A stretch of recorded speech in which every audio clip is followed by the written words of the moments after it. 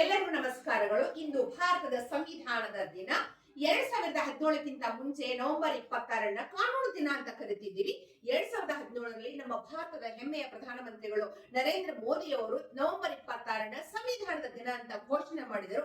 ಅಂದಿನಿಂದ ನಾವು ಇಲ್ಲಿಯವರೆಗೆ ಇಂದಿನವರೆಗೆ ನಾವು ನವೆಂಬರ್ 26ನ್ನ ಸಂವಿಧಾನದ ದಿನ ಅಂತ ಆಚರಣೆ ಮಾಡ್ತಾ ಇದ್ದೀವಿ. ಸಂವಿಧಾನದ ದಿನದ ಆಚರಣೆಯ ಕುರಿತು ಕೆಲವು ರಸಪ್ರಶ್ನೆಗಳು. ಸಂವಿಧಾನ ಪದದ ಅರ್ಥ ಏನೆಂದರೆ ದೇಶದ ಮೂಲ ಕಾನೂನು. ಭಾರತ ಸಂವಿಧಾನ ಜಾರಿಗೆ ಬಂದ ದಿನ 26 ಜನವರಿ 1950.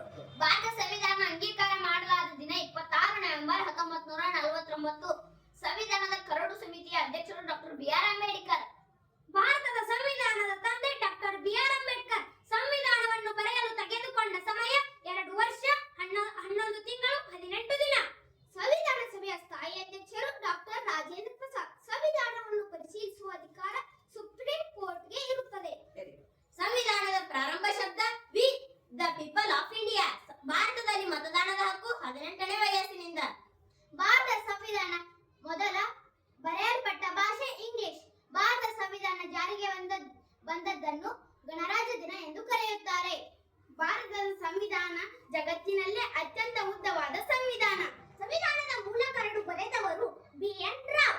ಸಂವಿಧಾನದ ರಕ್ಷಣೆಯ ಜವಾಬ್ದಾರಿ ಸುಪ್ರೀಂ ಕೋರ್ಟ್ಗೆ ಇದೆ. ಸಂವಿಧಾನದ ಅತ್ಯಂತ ದೀರ್ಘ ಲೇಖನ ವಿಧಿ 356. ಸಂವಿಧಾನದ ಅತ್ಯಂತ ಚಿಕ್ಕ ವಿಧಿ 240.